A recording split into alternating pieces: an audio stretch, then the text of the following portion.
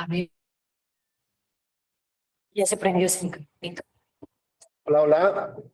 ¿Sí me escuchan? ¿Ven? Ya. Estaba apagado el micrófono. Estaba apagado, pero la señal. Muy bien, gracias. Ya tenemos un problema técnico. Agradecemos al equipo de la Escuela Judicial gracias, Clau, que nos resuelva todos estos problemas de transmisión.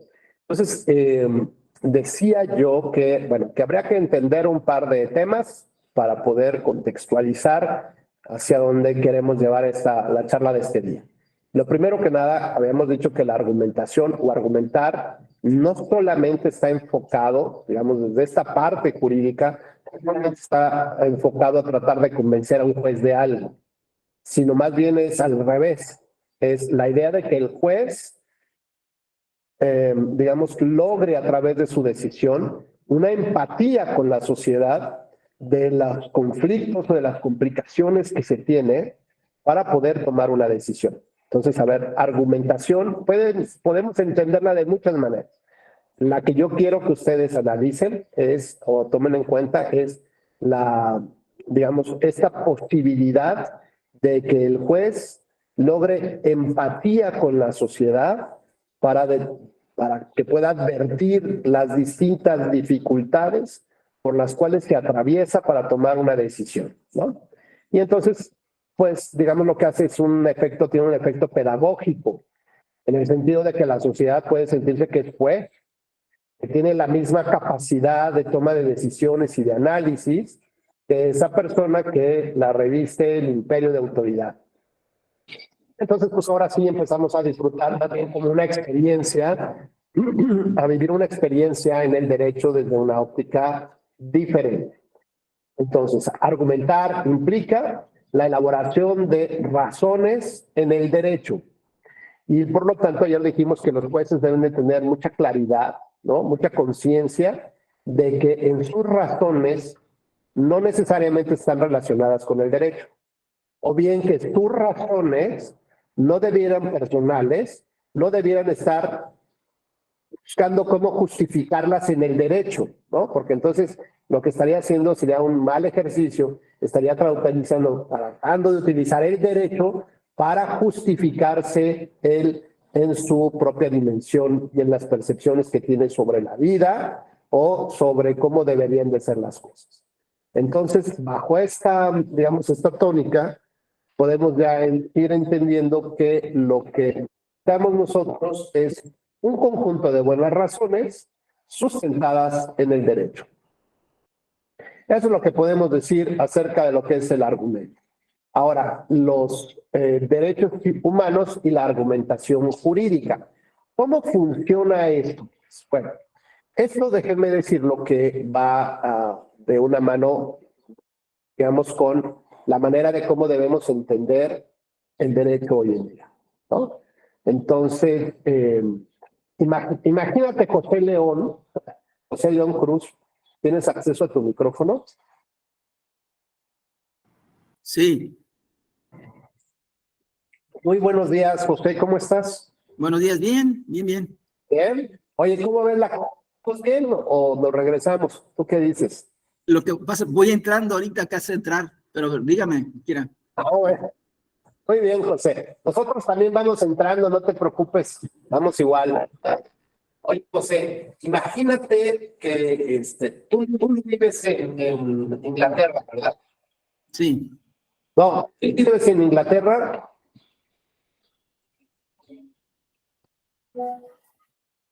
Bueno, Bueno, ¿me escuchas bien? mire, lo escucho entrecortado. Sí, fíjate que un poco de audio. ¿Alguien sí me escucha bien? Así corridito, a lo mejor. Noel, muy buenos días. Ahorita regresamos con usted, maestro José León. Sí, lo escucho, maestro, dígame. Imagínate que a partir del próximo mes cambian las reglas de tránsito. Y ahora, en lugar de manejar, digamos, el conductor por el lado de ahora va a pasar como en Inglaterra, ¿no? Cambian los sentidos. ¿Cómo te sentirías al respecto? Correcto. Ah, caray. Y pues confuso totalmente, ¿no? Claro, pero muy a las vivas para Pelle, ¿no? Sí, sí, confuso e inseguro porque probablemente yo sí pueda intentar respetar la norma, pero hay gente que a lo mejor no se va a poder adecuar, ¿no? A esa norma. Pues Habría un fíjate, riesgo. Noel, sí, era un riesgo realmente, ¿no? Pero también habría una conciencia clara, un despertar de que hay algo diferente, ¿de acuerdo?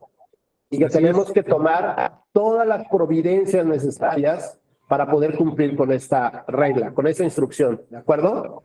Sí, Lo mismo nos pasa con esta analogía y con esta sensación de lo que pasaría si nos cambian las reglas de tránsito.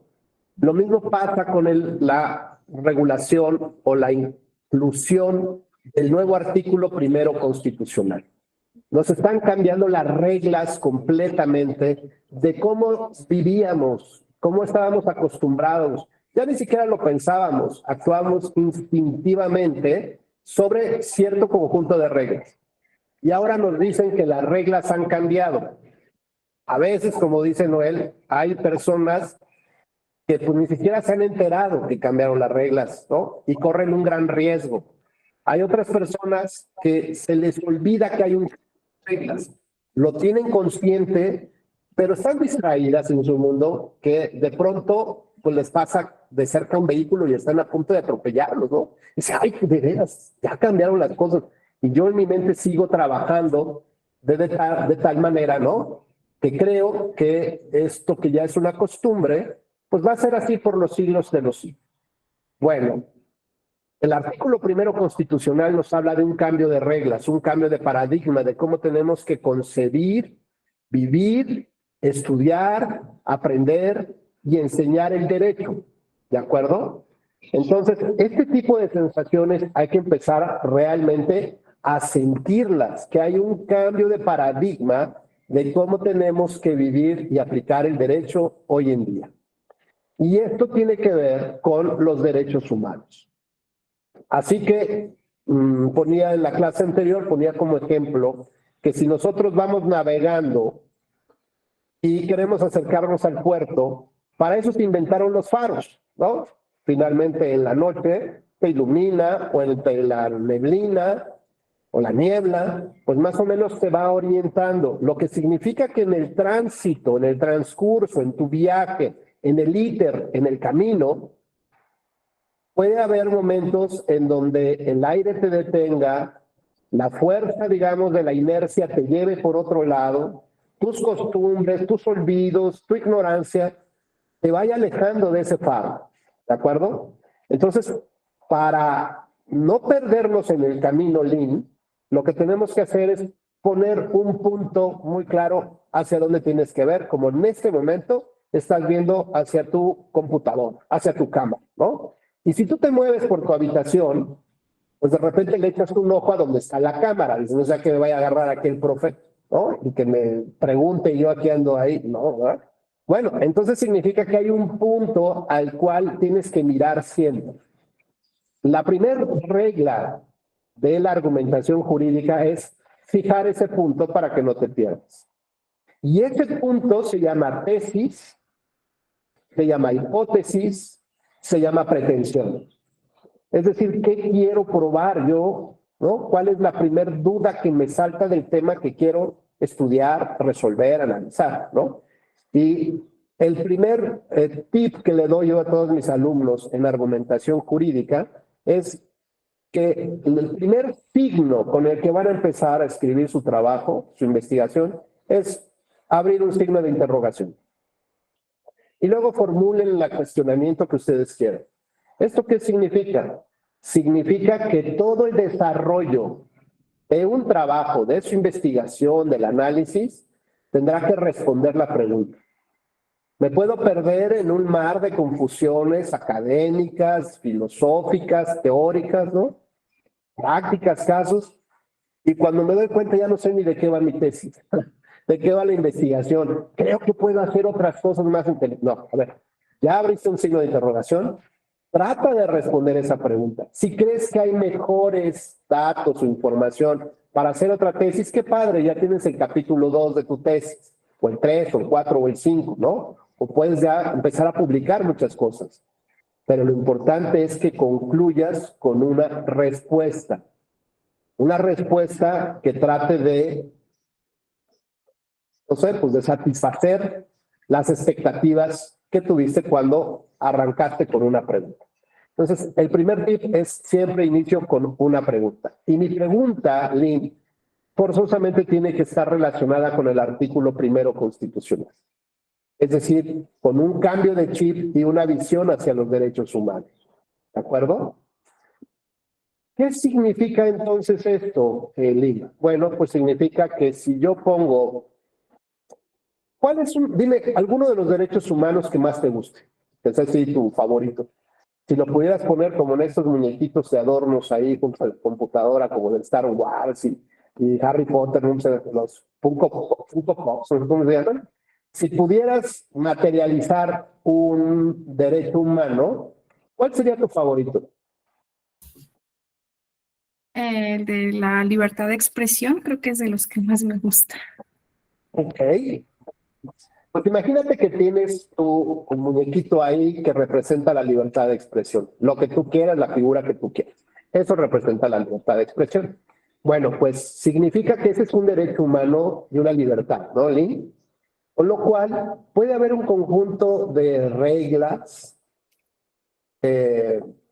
Bueno, por ejemplo, tú tienes en tu casa ciertas libertades, pero sabes que hay un conjunto de reglas, ¿no? Que hay que respetar para... Y aunque esas reglas no estén por escrito, pues a veces no se necesita eso, ¿no? A veces nada más falta ahí la fuerza del Estado, de los papás que te digan, te dije que había que hacer esto y pues ni modo, pues esa era una regla no escrita, pero que todos entendemos. Con lo cual, lo que te quiero decir es que tu plena libertad de actuación dentro de tu habitación, como en tu casa, está sujeta a límites. Límites físicos como las paredes, ¿no? Mientras no seas fantasmita, pues no puedes atravesar paredes. Ese es un límite físico. O bien porque hay ciertas disposiciones que no puedes rebajar. ¿Me explico? O sea, no puedes tener música después de las 10 de la noche o 12 de la noche, etcétera. Lo que tú quieras. Lo cual implica, estimada Lynn, que tu derecho humano de libertad ahí está siendo restringido por la sana convivencia. Por lo tanto, tu derecho humano no es absoluto y está sujeto a muchos límites o a muchas formas también de entender ese derecho humano. Y entonces le vamos viendo que todos los actos de autoridad tienden a regular ese derecho humano. Y no significa que sea algo malo, significa que es algo que permitiría disfrutar ese derecho humano, esa libertad de expresión, de una mejor manera en conjunto con las demás personas, ¿no? Entonces, bueno, si tú te pones a discutir con, no sé, Dante, con una amiga, no sé, y los dos hablan al mismo tiempo, pues bueno, no se logra el objetivo de comunicar, ¿no? Simplemente es ruido, solo es ruido. Ahora bien, ver ese cambio de chip desde los derechos humanos, lo que va a implicar es que todo lo que tengo que analizar de las leyes y de los actos de autoridad están vinculados con la regulación o restricción o relativización de un derecho humano. ¿Va? Ahora hay que ver dos cosas esenciales, si gustan anotar. La primera es, ¿qué tanto me afecta a mí? Y dos, bueno, primero que esté permitido, ¿verdad? Y luego, ¿qué tanto me afecta a mí? Y dos, ¿existe una justificación racional, digamos, por parte del Estado, de la autoridad, para una gran mejoría de algo más? Vuelvo a preguntar. Cuando yo analizo que todas las normas o los actos de autoridad tienden a regular un derecho humano, significa que lo van a limitar, que yo no puedo disfrutarlo tan libre como quisiera. Entonces, primero que nada, tengo que pensar, uno, si está en posibilidad el Estado, ¿no?, de regularlo así como está. Dos, o no hay una prohibición para ello. Por ejemplo, la censura previa sabemos que está prohibida frente a la libertad de expresión, salvo que, y ahí vienen las excepciones. Entonces, ese sería el primer punto. Dos, o hablaría, por ejemplo, del derecho humano a votar y ser votado. Y la ley dice que solamente pueden votar ahora las mujeres y no los hombres. Bueno, pues yo veo que en los derechos humanos que están en la Convención Americana, puedo limitar ese derecho, pero no por género. Entonces, ya prohibido, pero sí lo puedo limitar por la edad. Y entonces, como Eva y yo estamos de acuerdo en que aumentemos la edad para votar en lugar de 18 horas, sea los 25 años, ¿es posible hacerlo? Sí, es posible. ¿Vamos a reducir el universo de votantes? Sí.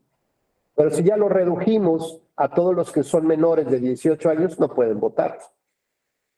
Entonces, la edad sí es un factor para relativizar el ejercicio de un derecho humano. Ahora lo que tengo que ver es cómo se justifica racionalmente esa restricción, atendiendo un fin legítimo del Estado, a un interés general o a otro derecho humano, por ejemplo. Entonces, si Eva y yo estamos de acuerdo, ¿verdad, Eva? Sí, yo digo que sí, ¿verdad? Pero no sé si tú estás de acuerdo. Pero si tú y yo estamos, digamos, de acuerdo en subir la edad para votar de 18 a 23 años, tendríamos que justificar por qué lo hacemos. Y entonces, tal vez una razón que yo doy es que en México la mayoría de los chavos que por primera vez votan a los 18 años no saben ni por qué lo están haciendo. Sacan su credencial solo para ir al antro, no les importa ir a votar o no votar, o sea, no les importa cumplir con obligaciones ciudadanas. ¿Por qué? Porque su mamá y su papá se lo siguen resolviendo. ¿Qué pasaría, por ejemplo, o cuáles son las razones que justifican a un Estado para bajar la edad, Eva, para votar, que en lugar de 18 sea los 16? ¿Qué razones darías tú? Si ya dijimos, a ver, oye, es que a los 18 pues, están bien chavitos, están en pañales, estos no pueden votar, todavía no saben de lo que es la vida. Por eso mejor subámonos a los 23, porque por lo menos ya terminaron la carrera o la universidad o sus estudios y ya se puedan enfrentar al mundo real. Y si yo te digo, Eva, si mejor lo pasamos a los 16 años, es decir, ampliamos el universo de votantes, con lo cual mi argumentación es más débil porque beneficio a una mayor colectividad. En cambio, cuando subo la edad, limito a ese universo de votantes, a los de 18, 19, 20, 21 y todos los que estaban abajo de 18. Entonces mi argumentación tendrá que ser con mayor intensidad, mayor justificación. ¿Por qué crees, Eva, que hay países que permitan el voto voluntario a partir de los 16 años? Puede ser, ¿sí me escucha? Perdón. Muy bien. Ah, ok. Puede ser un tema de inclusión, como dice usted, o sea, para no dejar rezagados a esos grupos y involucrarlos más en la vida democrática, pudiera ser a lo mejor. Y si hablamos de inclusión, ¿por qué no desde el nacimiento? Porque es un derecho humano de la persona. Bueno, pudiera ser también por la madurez, ¿no? Que puedan, que conlleve eso, a lo mejor no sé, 16, 17 años, pudiéramos considerar que tienen esa aptitud mental como para tomar ese tipo de decisiones. Es correcto. Entonces, fíjense que Eva ya está haciendo, nos deja entrever dos argumentos bien interesantes. El primero, que no se trata de una edad cronológica, de una edad biológica, se trata de una edad de madurez. Fíjense bien. Se hace una primera distinción. Los 18 años como edad cronológica no es relevante, puede ser 17, 16, 15, 14 todavía podría ser. Depende de la madurez para la toma de decisiones. Y ahora yo te pregunto, Eva, ¿cómo logras que una persona sea madura? ¿Cómo dices, ay, ojalá este cuate ya madure? Normalmente mi género nunca madura, siempre es un deseo. Hijo, en mi experiencia, creo que eso es algo como, pudiera ser algo muy subjetivo, ¿no? Porque depende de tu entorno, de las circunstancias particulares de cada quien, no sé, hasta la educación, pero creo que las vivencias en general, o sea, te pueden dar ese tipo de madurez. Fíjense, interesante nos dice Eva, en esta parte, las experiencias. Y las experiencias significa, pues algo como decían las abuelitas, ¿no? Ponerte en los zapatos del otro. Como tratar de vivir la vida del otro para tratar de entender de lo que va la vida y el mundo. Entonces, como dice Eva, teniendo tus propias experiencias, tus propias vivencias, te da la madurez que ella requiere para que puedas sufragar.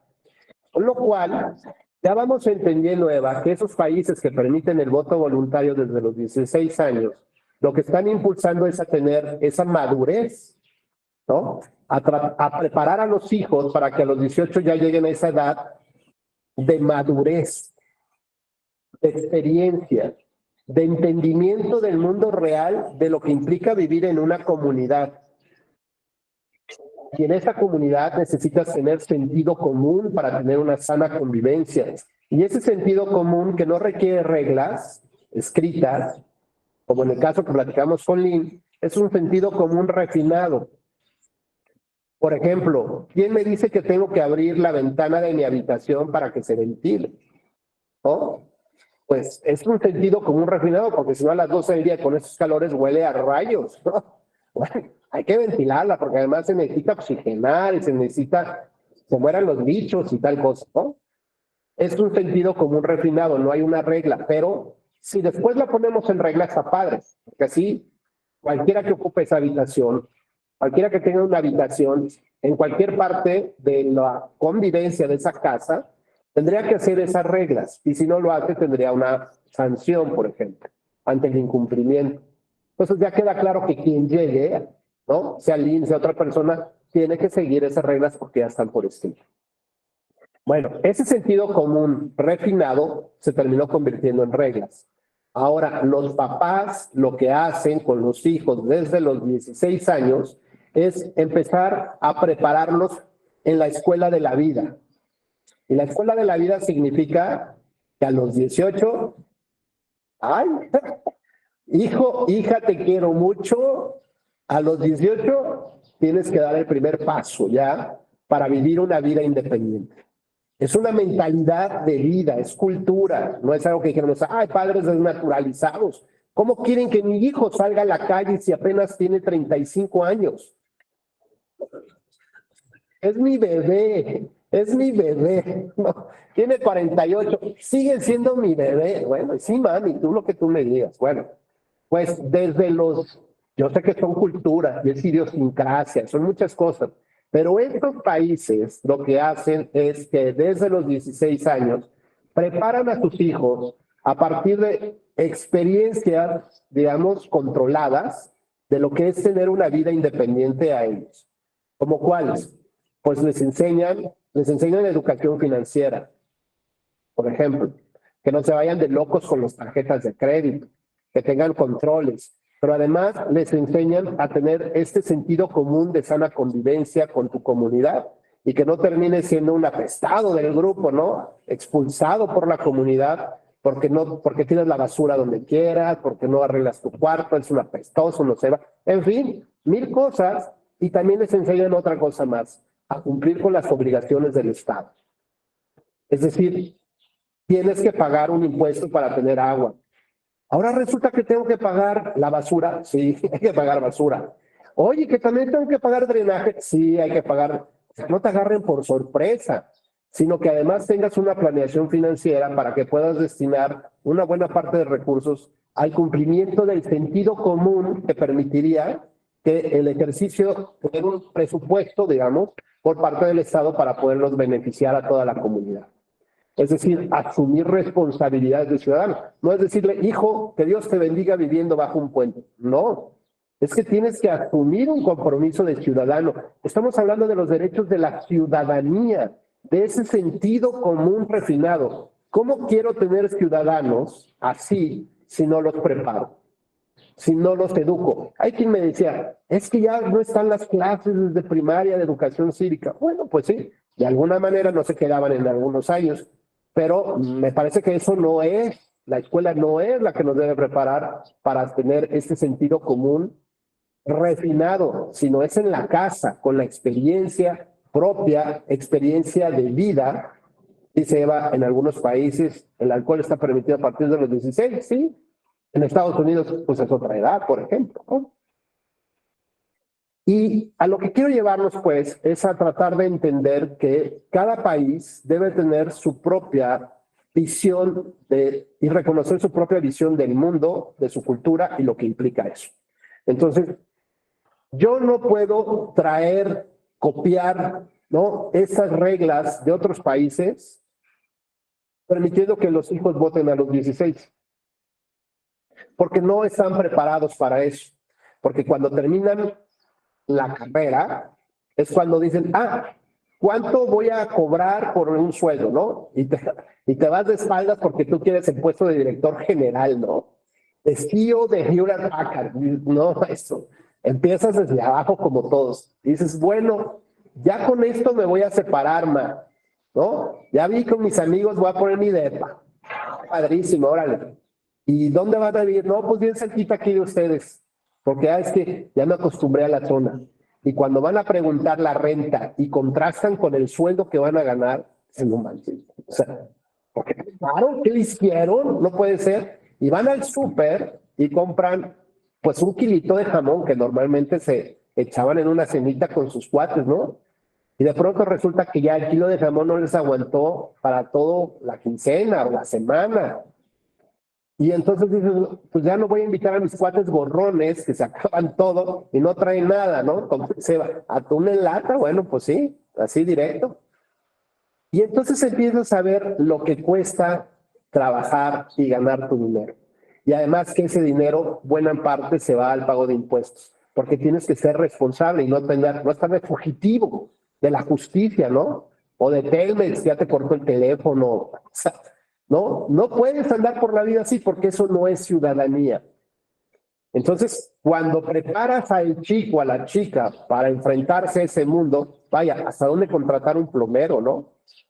O sea, cuando le enseñas a manejar, le enseñas que los carros utilizan gasolina o electricidad ahora, ¿no? Y le enseñas dónde se pone la gasolina. Es decir, lo preparas al mundo del ejercicio de los derechos de la ciudadanía. Cuando nuestros hijos estén preparados para eso, como sociedad mexicana, entonces liberemos la posibilidad de que voten.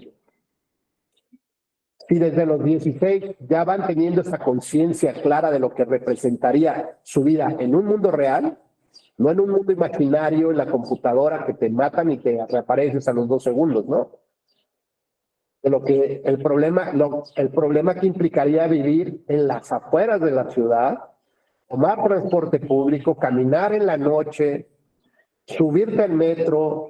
Cuando sabes lo que representa eso, entonces ya tendrás posibilidad de votar por un gobierno que establezca políticas públicas adecuadas para los jóvenes. Vas a decir, qué bueno que nos van a dar una lana y posibilidades, pero resulta que a mis abuelos les van a quitar su jubilación. Mi abuelo, que este año se podía jubilar, le estuvieron 4 años más su jubilación.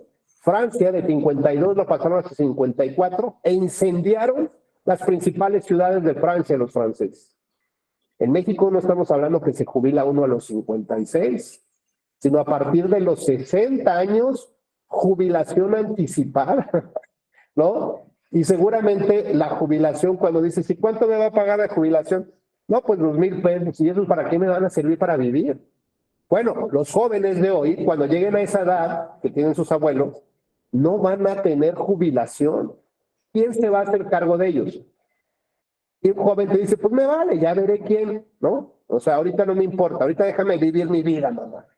Bueno, pues ¿qué significa que no estás siendo maduro ni responsable para la toma de decisiones de políticas públicas o de exigencia de entrega de resultados a un gobierno sobre acciones que ya tienen un impacto real en tu súper, en tu renta, en el pago de los impuestos o intereses de la tarjeta, en el pago de impuestos y en lo que va a afectar a tu comunidad? porque al final de cuentas alguien se tiene que hacer cargo de las cosas. Entonces, veamos que cuando nos enfocamos, Lynn, hacia este objetivo central, que es un derecho humano como la libertad de expresión, todas aquellas regulaciones por parte del Estado son medidas que limitan esa libertad. Y está bien, siempre y cuando haya una justificación racional en derecho, justificada por parte del Estado del por qué está limitando de tal manera estos ejercicios y estos derechos. Así que ahora cuando hablamos de la materia electoral, sabemos que tiene un faro al que quiere llegar la materia electoral. ¿Se acuerdan cuál es? Lo he platicado infinidad de veces. No, nada más, no me cansaré. La democracia representativa. Así se llama ese faro, así se llama ese puerto, democracia representativa. Con lo cual, la materia electoral solamente es el barco que nos va a llevar a ese punto. ¿De acuerdo? Y cada norma jurídica o cada acto de autoridad electoral del INE o de los institutos electorales locales o las leyes que reforman la materia electoral del Congreso, que hoy están suspendidas ante la Suprema Corte de Justicia de la Nación por la Suprema Corte, todo esto son partes como del viaje, no es el destino. Son los medios para poder llegar al puerto que se llama democracia representativa. Así que todas las normas jurídicas de actos de autoridad tenemos que verlos desde el enfoque que limitan el ejercicio de un derecho humano. ¿De acuerdo? Con lo cual, tiene que estar sujeto a dos exámenes. Un examen de racionalidad, es decir, encontrar buenas razones justificadas en derecho. Y segundo, un test de proporcionalidad, un examen de la proporcionalidad. Lo que implica en realidad que es un balance de razones positivas y negativas. Al final de cuentas, lo que se trata de ver es que del conjunto de acciones o de medidas que pudiera tomar un Estado para lograr un objetivo claro y específico, un fin legítimo que le establece la Constitución, pues toma estas medidas que ya vimos van limitando el ejercicio de un derecho humano. Entonces lo que tenemos que analizar es si estas medidas dentro del conjunto de opciones que hay, si son las únicas. ¿No habrá otra mejor posibilidad, una mejor opción, algo que no resulte tan dañino para la población o que en realidad la medida ni siquiera va a lograr el objetivo que pretende el Estado, ¿no? Si el Estado quiere abatir, por ejemplo, el delito de violación, pone como medida a la restricción, digamos, de un derecho a la salud o al libre desarrollo de la personalidad, que son dos derechos humanos, pone como una acción de Estado la castración química de los violadores. Y entonces, bueno, son medidas, hay muchas acciones, escoge la castración química. La castración química se alinea al objetivo de eliminar la violación, el delito de violación. Pues sí, digamos, como que tiene cierta lógica que vaya para allá. ¿Va a lograr el objetivo? Con eso, pues no. ¿Por qué? Pues porque puede haber otro tipo de violaciones, ¿no? No nada más a través del cuerpo. Bueno, entonces, ¿y la medida es muy restrictiva de derechos humanos? Sí, mucho. ¿Por qué? Porque te va a afectar la posibilidad de ser padre, el libre desarrollo de la personalidad, traumas psicológicos y muchas otras cosas raras que pueden pasar. Sí, te afecta gravemente. Y el beneficio que voy a obtener, siquiera voy a bajar un 20% la criminalidad. El delito, pues no sabemos y no creo, ¿no? Con lo cual, es una medida que no cumple un estándar de proporcionalidad, un test de proporcionalidad. ¿Queda claro cuál es ese ejercicio? El examen de proporcionalidad, de hacer un balance de razones de los positivos y de los negativos respecto de las medidas que toma el Estado, las regulaciones que toma el Estado, para poder, en su idea, que la sociedad pueda convivir mejor, pero normalmente la convivencia es a partir de la limitación del ejercicio de ciertos derechos. Imagínate, Eva, que tú y yo, como lo platicaba creo que ayer, nos pusiéramos de acuerdo digamos, en establecer un canal de sobrevivencia o un canal humanitario en casa. Cuando los papás se pelean, ¿no? A grito pelado, que digan, no, espérate. Cuando estén los hijos, hay que dejar un canal humanitario para que ellos no estén viendo la agresividad en el debate, ni mucho menos. Simplemente que sepan que debatimos, ¿no? Pero que podemos tener la capacidad suficiente para tomar nuestros propios acuerdos y resolver nuestras diferencias. Bueno, ese es un razonamiento que se da en el sentido común de una pareja que sabe que se va a enfrentar a ese tipo de conflictos, ¿correcto? Entonces preparan el camino. Y lo mismo si Eva, decía yo hace rato, si Eva representa a México y yo a Brasil, por ejemplo, y entre los dos nos ponemos de acuerdo de cuál sería este camino de humanidad, ¿no? Humanitario, cuando dos papás se pelean. Es decir, cuando dos estados soberanos entran a la guerra. Y entonces acordamos que debe haber ciertos espacios temporales y físicos por donde los niños o donde los hijos o donde la ciudadanía o la sociedad pueda transitar para sobrevivir este conflicto. Y entonces abrimos caminos humanitarios en los cuales no pueden ser bombardeados en una guerra. Y si un país bombardea una de estas salidas, como por ejemplo un camino humanitario, puede ser la Cruz Roja, ¿no? Puede ser un camino físico, un puente, un aeropuerto. Si bombardea esto, estará sujeto a sanciones muy graves, ¿no? Por violentar este sentido común humanitario, sobre todo, como se trata de este concepto de los derechos humanos. Así que podemos tener muchos acuerdos del sentido común también en la materia electoral, de cómo debería de funcionar para poder lograr el objetivo de llegar al puerto que queremos, que se trata de la democracia representativa. ¿De acuerdo?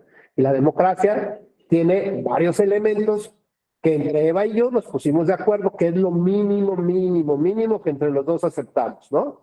Pero resulta que a Eva, ¿no? Cuando nos ponemos de acuerdo en cómo debe estar construida una casa, Eva le gusta que tenga otro tipo de elementos, ¿no? Tenga jardín. Bueno, pues ese es un elemento que en la casa de Eva se considerará básico para, o que tenga clima, porque si está en la zona regia, por ejemplo, en la zona norte, o en la zona donde hay mucho calor, pues no puedes pensar en una vida tranquila si no tienes aire acondicionado, por ejemplo, ¿no? Entonces le pone ya otra rayita más a los elementos necesarios dentro de su casa, dentro del derecho doméstico de su país, se establecen los niveles adicionales al punto mínimo de acuerdo que hizo conmigo. Pero yo en Brasil también pondré, a mí no me importa el clima, a mí me importa a lo mejor que tengan las ventanas mosquiteros, porque hay un lugar donde hay mucho mosquito, ¿no? Y el dengue y no sé cuánta cosa, y que haya un hospital cerca. Bueno, yo pongo mi propia rayita de acuerdo a lo que le interesa más a mi sociedad. Entonces, cuando yo entro en un conflicto sobre los mínimos, sobre ver si las personas están, o los países y los gobiernos están respetando, pues tengo que acudir a ese acuerdo internacional sobre los derechos humanos para vivir en democracia representativa y ver si esto mínimamente se respeta, ¿no? Si se cumplen estos estándares mínimos. Ahora después tengo que ver si yo tengo mis estándares propios de mi país para ver si realmente los estoy respetando. Pero resulta que Eva y yo también nos pusimos de acuerdo en otra cosa. Eva es mi vecina, vivimos en el mismo fracción, no es cierto, pero en el ejercicio, Eva es mi vecina.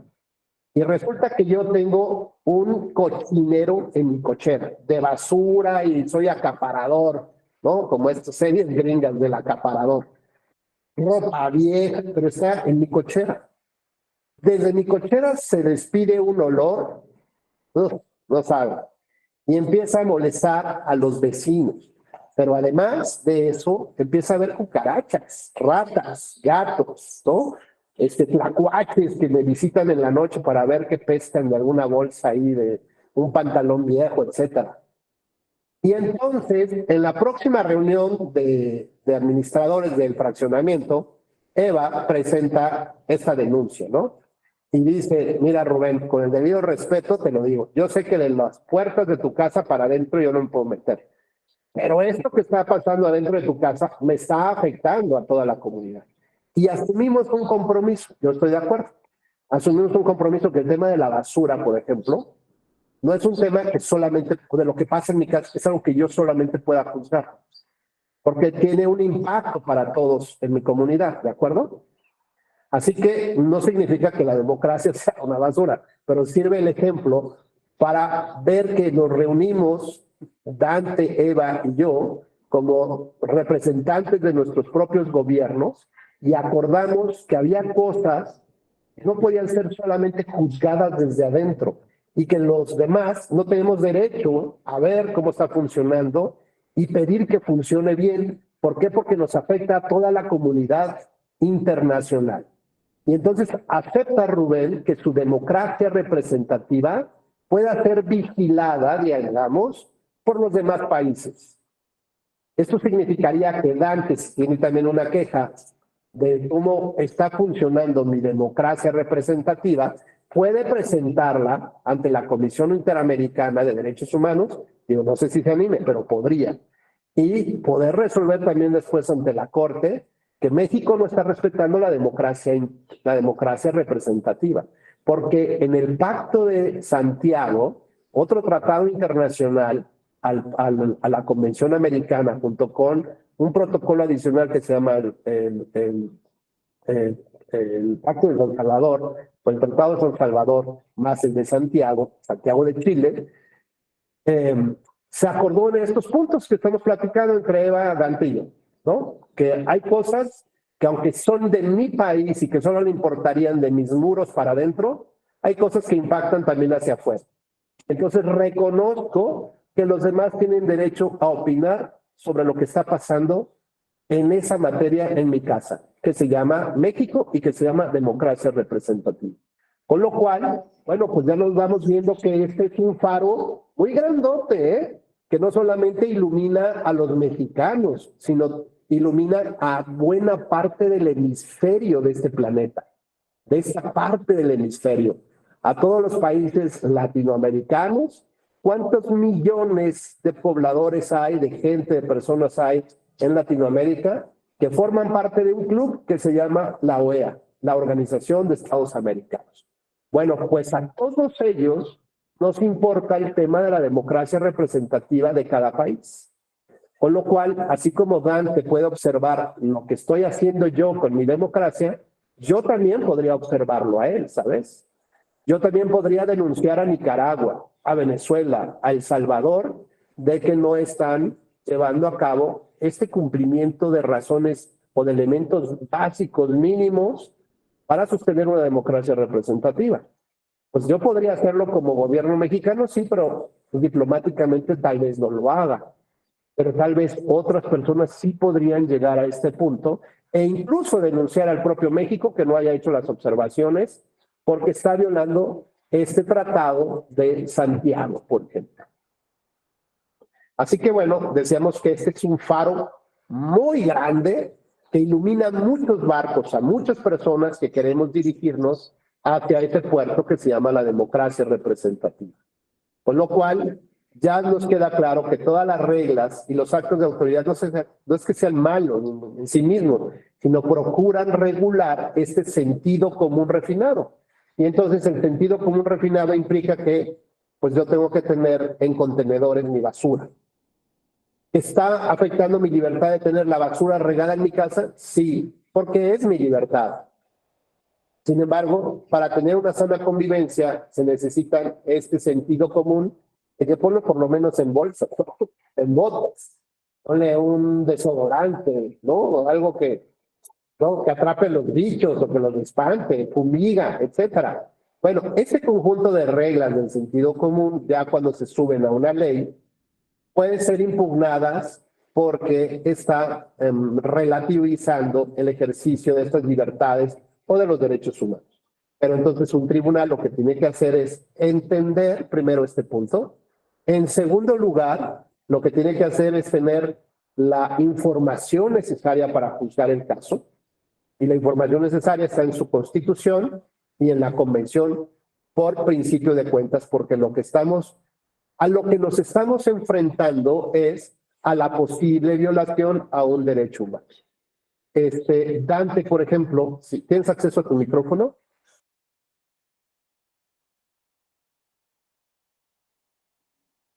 Sí, Hola Dante, ¿cómo estás? Gusto saludarte. buenas tardes, Oye, buenos días todavía. Oye, Dante, por ejemplo, si tú fueras a juzgar un caso de un desechamiento de una demanda porque se presentó de manera extemporánea, ¿cuál sería, digamos, esa directriz o ese faro en función de los derechos humanos, en ese cambio de chip, en ese cambio de reglas de tránsito, de reglas de cómo miramos el derecho? Se cortó tantito entendí, demanda extemporánea. Un desechamiento, está realizando un desechamiento por presentar la demanda o la contestación de manera extemporánea, o la demanda extemporánea. ¿Cuál sería tu faro o directriz que tendrías que seguir?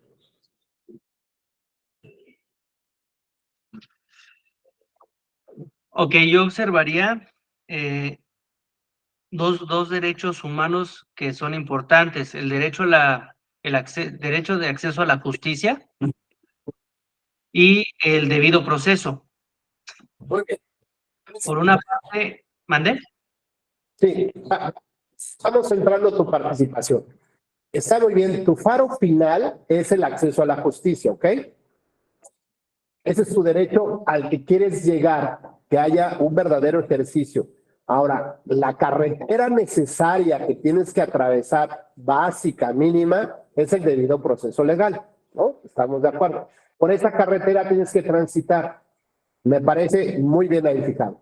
Con lo cual, cuando empiezas a revisar la regla que establece el plazo para la presentación de una demanda, entiendes que esa es una que, con esta línea argumentativa que he traído en este momento, que las reglas Pues son es una limitación.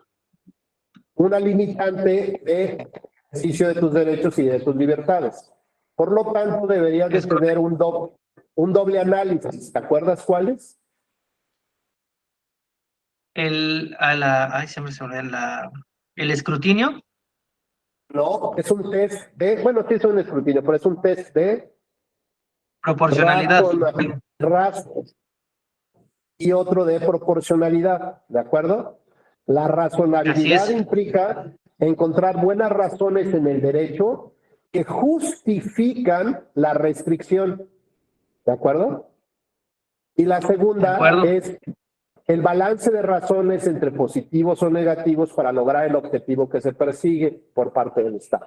Así que lo primero que tendrías que hacer en este análisis de argumentación jurídica sería, 1, subtítulo, examen de razonabilidad. ¿Cuáles son las razones jurídicas que justificarían poner un plazo para presentar la demanda? Y ahí las desarrollas, ¿no? 2, ¿cuáles serían las razones jurídicas para que justifican la decisión de imponer el plazo sea de 48 horas para presentar la demanda? Y tendrías que buscarlas. O en lugar de 48 horas sean 4 días, como pasa en la materia electoral. ¿Cuál es la razonabilidad de ese plazo de 4 días? Ese sería el primer análisis. El segundo análisis sería, ¿qué beneficios obtenemos para las acciones del Estado? ¿Cuál es el fin legítimo del Estado? El fin legítimo del Estado es que haya acceso a justicia, ¿no? Estamos claros. Segundo, que es la justicia sea a través de cierta conducción ordenada, ¿no? Y una conducción ordenada es que pues establezca un plazo, ¿no? Que la justicia no quede abierta, sino que pues tenga que resolver, ¿no? Que no puedas estar viviendo en una incertidumbre de si te van a demandar o no te van a demandar, etcétera, ¿no? Sino que haya seguridad, certeza para la sociedad. Por lo tanto, digamos que ya vamos encontrando ahí en este test de proporcionalidad, por ejemplo, llegaremos al punto de saber si no hay otras medidas del Estado mejores que poner un plazo de 4 días. Ya veremos si hay o es lo único para tratar de lograr el objetivo que perseguimos. Y luego hacemos el balance de razones positivas y negativas. ¿Qué beneficio obtengo yo, Dante, como Estado, para que tú puedas ejercer bien tu derecho a la justicia? Poner un plazo de 4 días. ¿Y qué perjuicios te causa con ese plazo de 4 días? Digo, bueno, pensaría también, como mencionaba usted, la certeza jurídica o la seguridad jurídica, porque al final del día, en materia electoral, siempre implica una contienda política, ¿no? Entonces, lo que a mí me beneficia, o sea, si yo impugno algo para obtener un beneficio, le va a afectar a otro. Entonces, se están afectando derechos de terceros, ¿no? Por una parte. Entonces, es importante la certeza jurídica y, como usted lo mencionó, no dejar la justicia abierta. Por otra parte, también se persigue la estabilidad del Estado en el entendido, digamos, pensando en jornada electoral, o sea, en un proceso de jornada electoral, donde se hace la elección y se impugna la elección. Al final del día hay plazos para otorgar las constancias de mayoría, y si no se hace en ese plazo, se puede empalmar, pensaría yo, el otorgamiento de la constancia y haría el recurso, se quedaría sin materia. Entonces también ahí se está afectando la seguridad jurídica de las partes y sobre todo y pensaría que también de la democracia en sí, de la voluntad popular. Bien. Bueno, tengo un punto de razones. ¿Te acuerdas cuál es nuestro paro en materia electoral? ¿Hacia El dónde acceso a la queremos justicia. llegar? Ese es uno, justicia, pero en materia electoral, dije, no me voy a cansar de decirlo, aunque sea una vez más. Democracia participativa. Representativa. La democracia representativa, ¿de acuerdo? Okay. Sí. Significa, Dante, que lo que tenemos que hacer es pensar que las votaciones, que las entregas de constancias de mayoría, que la certeza y todo lo que me nombraste, todo tiene que dirigirse a lograr llegar al objetivo de la democracia representativa, porque si no, nos vamos a quedar atrapados en un océano de posibilidades, de incertidumbres, si pensamos que el fin último es que una persona llegue al poder. ¿De acuerdo? Esa persona tiene que llegar al poder para darle vigencia a la democracia representativa. ¿De acuerdo? Significa que los medios de impugnación deberían estar hechos para darle vigencia ¿a qué? A fortalecer la democracia representativa. Con lo cual, si yo sé que la democracia representativa es un derecho humano, de nada me sirve a mí buscar al culpable y castigarlo. Explico de esta manera. Es como si fuera un cuerpo vivo. El cuerpo que se lesiona o que supuestamente se está lesionando, si tú fueras médico, pues tendrías que ver dónde está la lesión, ¿no? ¿Qué impacto tiene? ¿Cómo corregir la lesión? ¿No? A lo mejor hay lesiones que solitas con el tiempo se curan, ¿no? Y ya. Pero hay otras que seguramente como médico tienes que implementar algunas acciones para reparar el daño ocasionado a ese derecho humano. ¿Sí? Si nosotros nos fijamos en que, pues sí, mira, el señor atropelló al niño, ok, y el niño estaba grave en el hospital, tiene varias fracturas, tal, pero nos concentramos en meter a la cárcel al señor que atropelló al niño. ¿Qué le va a pasar a este niño a lo largo? Pues a lo mejor va a cojear, no va a quedar bien, va a quedar débil, ¿no? Porque nosotros estamos asumiendo que el destino final es meter a la cárcel o sancionar a esa persona. Y resulta que en lo que está su proceso de castigo, hay otro cuate que también tomó alcohol y mató a otro chavito que iba en bicicleta. Pero no importa, vamos a agarrar, ya lo agarramos, vamos a meterlo a la cárcel y seguimos en su proceso. Y en ese transcurso, en esa noche, hay 5 jóvenes que se fueron de fiesta y en arrancones mataron, atropellaron a una familia y a otras tantas personas. ¿Cuál es el daño real que estamos ocasionando? Daño a las personas, a sus derechos humanos, ¿no? Es decir, no estamos corrigiendo el rumbo de las cosas. ¿Por qué? Porque pensamos que la finalidad es el sistema de justicia penal. Y no es ese. La finalidad es el derecho humano, porque así dice el artículo 1 constitucional. Y entonces lo que tengo que hacer cuando estudio la posible violación a derechos humanos es entender cómo voy a reparar primero el daño que se está provocando. Y por vía de consecuencia, que la gente pague lo que tenga que pagar. ¿Sabes? O sea, mi destino final es tener una sociedad responsable en sentido común refinado, de que si tomas una gota de alcohol en el día, no tomes el vehículo. Quédate a dormir en casa de tus amigos. No te expongas. Si en Alemania estuvieras manejando y ahorita tomas una cerveza y te atrapan en la noche haciendo alguna cosa incorrecta, pasándote una luz, lo que sea, y te detectan que durante el día tomaste un mínimo grado de alcohol, te quitan la licencia durante 10 años. Y tener licencia no es como decir, bueno, pues voy a otro lugar y me la saco, ¿no? No. En el tema de cultural es un elemento muy importante también para entender cómo respetas el Estado de Derecho. Entonces, si eres digno, confiable de trabajando en tal empresa, ¿no? Son cosas culturales, ¿no? Digo, a veces medias exageradas, pero ¿sabes cuántas muertes hay por que las personas conduzcan en estado de ebriedad? Casi tasa cero. ¿Cuántas muertes nosotros tenemos por personas que conduzcan en estado de ebriedad? Altísimo. Apenas pasó el fin de semana en Puebla, donde cerraron una calle para que pasaran ahí ciclistas y gente caminar, y una persona se puso muy histérica y atropelló a alguien. Pues no hay un sentido común refinado, ¿no? Bueno, ¿dónde tenemos que poner nuestra atención para juzgar este caso? ¿En que pague lo que este cuate tenga que pagar o en la reparación del daño? No significa que una cosa excluya a otra. Pues lo lógico es que evitemos que haya más accidentes de este tipo. Entonces, mi visión es hacia los derechos humanos. Por lo tanto, como vía de consecuencia, esa persona tendrá que atender el asunto penal que deba de atender. Las multas, las sanciones, lo que tenga que atender.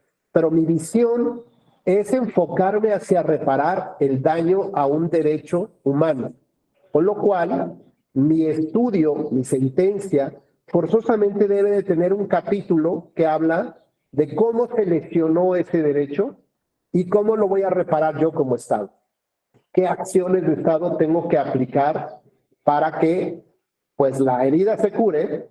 Y además un segundo capítulo para poder determinar cuáles serían las acciones que como Estado tengo que seguir, implementar, para que no se siga repitiendo este tipo de conductas que lesionan el derecho humano. Y entonces ahora ya mi enfoque no es sobre el sistema de justicia penal. Mi enfoque, porque ya cambió el chip, es cómo reparo el daño provocado a los derechos humanos. Y eso entonces me lleva de la mano a entender algo. Por ejemplo, un servidor público presenta una denuncia en contra de otro. Y la denuncia llega hasta el Ministerio Público, hasta la Fiscalía Anticorrupción. La Fiscalía Anticorrupción abre su carpeta de investigación y empieza a investigar justamente a este ya ex servidor público que tuvieron que renunciar. Se entera que lo están investigando. Hay policías que van a su casa a preguntar si está ahí. Y entonces se le hace muy sencillo decirle al Ministerio Público, oye, me das la carpeta que estás abriendo para que yo pueda ver y te pueda yo ayudar en la investigación. ¿El Ministerio Público qué le va a decir? Pues que no. ¿Por qué no? Porque se viola la secrecía procesal y que el sistema de justicia así no funciona.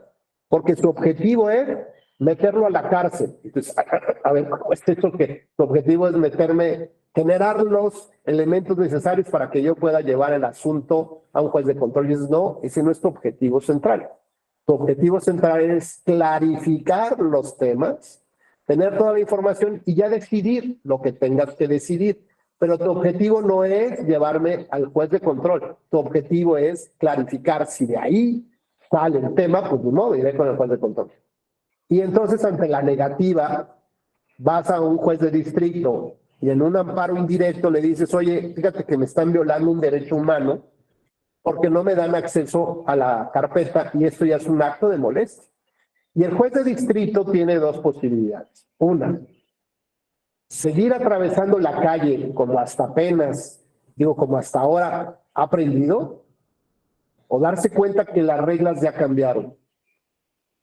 Y entonces lo lógico es que ese juez de distrito va a negarte el amparo y confirmar el acto de autoridad, la negativa de acceso a la justicia, porque hay una serie de principios que es necesario seguir para que funcione el sistema de la justicia penal. O la otra opción es darse cuenta que este mundo ya cambió, que las reglas ya son otras, y que puede representar un riesgo, sí, pero a lo mejor pues hay que correrlo, ¿no? Si ya cambió ese mundo y si el artículo primero te lo ordena, entonces él tendría la opción de decir, sí tienes acceso a la carpeta, que el MP te dé acceso a la carpeta. Claro, ¿cómo va a ser posible este juez? ¡Qué loco!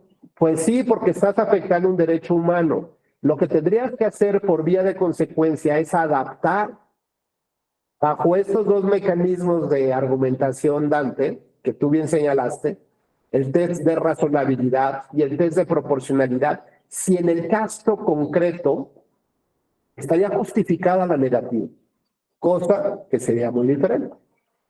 Pero no en automático te dice cómo funciona el sistema y no tienes derecho al sistema. Justifícame por qué en mi caso particular, Rubén Becerra, y bajo estas denuncias, no puedo tener acceso a la carpeta. O sea, ¿qué de malo puede pasar si yo veo? Es que no voy a poder cumplir con mi trabajo. No, al contrario. Te voy a ayudar a que hagas mejor tu trabajo, porque tu trabajo es investigar. Tu trabajo, no, pero es que ya sabes, Mili, así parece como uno tuviera nombre chino, Mili, tengo pues la estadística, ¿no? Yo tengo que judicializar todo. No, bueno, a ver. Entonces tienes una visión ni siquiera de cómo funciona el sistema de justicia. Tienes una visión de numeralia para que no te corran o para que no corran a tu jefe. Pero no estás cumpliendo con el objetivo central de defender los derechos humanos, como te dice el artículo primero constitucional. Y entonces el juez de distrito tendría esta segunda visión. Pues, ¿qué crees, Dan? Los jueces siguen sin saber que ya cambiaron las reglas del tránsito y están confirmando las negativas. Hasta que llegó la primera sala de la Suprema Corte de Justicia, ya hace cuestión de tal vez menos de un mes, determinó que esa es una violación a los derechos humanos. ¿Por qué tenemos que esperar y llegar hasta la Suprema Corte para que nos diga lo que ya sabemos todos que se tiene que hacer? A lo mejor a los jueces dirán, no, ya con eso yo ya justifico con mi juez. Yo ya justifico con, bueno, pues entonces, ¿qué estás ahí? La gente te está pagando para que hagas tu chamba y no solamente justifiques tu permanencia y tu sueldo. Y entonces ya la Corte clarificó que eso es una violación a los derechos humanos. Y lo que tiene que hacer el Ministerio Público es estas dos cosas que tú bien señalas, Dan. Criterio de razonabilidad, dame las razones, buenas razones en derecho, que además justifiquen la negativa. Y dos, evaluar a través de un test de proporcionalidad cuál es el beneficio que tendrías en no darme la carpeta y el perjuicio que me estás provocando en este momento. Justifícalo, ¿no? Argumentalo. Y entonces ya lo veremos en el tribunal. Pero bueno, ya hay sustento. De lo contrario, no hay nada y solamente es una decisión totalmente subjetiva tomada por un conjunto de razones que creías que eran en derecho, pero en realidad no. Son un conjunto de razones como la de Pedro, que mató a su mujer porque hablaba mucho, creía que tenía, ¿no?, la justificación para tomar una acción de esta naturaleza. Lo mismo el Ministerio Público tiene razones que ya no están fundadas en derecho, sino en numeralia, en quedar bien con el jefe, seguir la política de la institución, ¿no? Que no lo vayan a criticar los medios de comunicación. Bueno, pues eso es lo más alejado que hay, siquiera de tener una visión de cómo funciona la justicia penal. Así que este mismo caso, Dante, plantéalo ahora desde el punto de vista electoral. Nuestro faro, nuestro punto de arribo es un derecho humano que se llama democracia representativa. Todas las leyes y actos de autoridad van a regular, restringir o relativizar esa libertad plena que tenemos para llegar a la democracia representativa. Por lo tanto, tanto las normas como actos de autoridad tienen que pasar por estas dos, digamos, dos pruebas del ácido, es que tú señalaste, el test de la razonabilidad y el test de proporcionalidad. Y entonces ahora sí vamos entendiendo cuál es la justificación de Estado para regular de tal manera que los partidos de nuevo ingreso, de nuevo registro, no puedan participar coaligados en su primera elección. ¿Cuál es la razonabilidad que existe para bajar la edad de 21 a 18 años para ser diputado federal? ¿Cuál es la razón que existe para no haberlo bajado a senadores? ¿Qué diferencia hay, como dice Eva, cronológicamente, tu edad cronológica? ¿Qué requiere ser un senador, ¿no?, diferenciado de un diputado de 18 años? O sea, ¿qué es más complicado su trabajo que el de diputado? O la mejor es que no hay una razonabilidad, justo. No hay un criterio de razonabilidad para haber bajado la edad. Pero como se trata de ampliar el universo de votantes o el universo de personas que pueden acceder a este puesto, no tengo en realidad casi que justificar, nada más digo que es benéfico, ¿no? Y ya, pero si subo la edad, pues sí tengo que razonar más. Pero eso no significa que si abro el universo no tenga que razonar el por qué. Porque si alguien demanda, si alguien presenta una solicitud para ser candidato a senador, tiene 18 años, ante, y tú tienes que resolver el caso, va a decir, no, pues porque así está en la Constitución. No, no, ¿por qué lo bajaron para diputados y por qué no lo bajaron para no? Donde tiene que haber la misma disposición, tendría que haber la misma razón. Explícame, ¿qué diferencia existe cronológicamente, en edad cronológica, para ocupar un cargo de diputado, que uno de senador, uno de gobernador o uno de presidente de la República? Si no hay razones, no hay una justificación y por lo tanto tendría que bajarse la edad también, o regresarse la edad, o inventarse por qué sí debería haber una diferenciación en la edad cronológica. Por ejemplo, si voy a analizar el plazo para presentar una demanda, que es de 4 días, además de la democracia representativa hay otro faro, que es el acceso a la justicia. Y eso significa que el Estado debe de quitar todos los obstáculos que me impidan llegar a ello. Claro, con ciertas regulaciones justificadas con la razonabilidad y con la proporcionalidad. Yo te pregunto, 4 días para presentar una demanda en un juicio de, digamos, de nulidad de elección, donde tienes que analizar más de 5,000 papeles electorales y luego sistematizarlos, generar base de datos, sistematizarlos, encontrar dónde están los defectos, luego armar tus argumentos, y buenos argumentos, no cualquier argumento, buenos argumentos que convenzan al juez de que los hechos que estás demostrando con las pruebas pueden construir la historia de la nulidad de la elección. Y además, buenos argumentos porque tal vez llegues a la última instancia, que es la sala superior. Y sabes que hay un recurso de reconsideración que es, o sea, es como poner un timbre de la casa muy alto. Solamente algunos pueden llegar. ¿Eso qué significa? Que tienes que preparar argumentos que puedan llegar hasta la última instancia, argumentos que están relacionados con la inconstitucionalidad o inconvencionalidad de las normas o de los actos de autoridad. Si no, no llegas hasta ese punto. Pero no solamente eso, Dante. Para ofrecer tus pruebas, tienes también 4 días, ¿no? Después de la presentación de la demanda. Dentro, o sea, aparte de que quieren que yo redacte una super mega demanda padrísima, también quieren que presente yo mis pruebas y los elementos necesarios para el desahogo de pruebas en el mismo plazo de 4 días. Sí, sí, Dante. Oye, imagínate que te contratan como abogado ahora para las elecciones de Coahuila, ¿no? Vamos a pensar. Te contratan como asesor jurídico para las elecciones de Coahuila. Y Coahuila ya trae esta onda del voto electrónico, ¿no? La urna electrónica. Entonces, fíjate la diferencia. Antes llegaba una persona de apoyo ahí a la casilla y junto con el presidente o el secretario se llevaban los papeles, la papelería, las boletas, los paquetes electorales, ¿no? Para llegarlas a una bodega oficial y mente reconocida. Pero en el camino, el CAE, o este auxiliar, se detiene a cargar gasolina en una gasolinera así media oculta.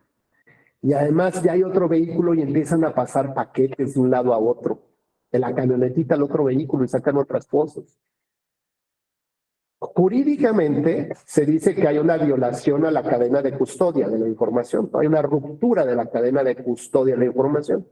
Si estamos hablando que ahora se va a transmitir el voto por urnas electrónicas, la información no va a viajar en camionetas. La información, ¿por dónde viaja, Dante?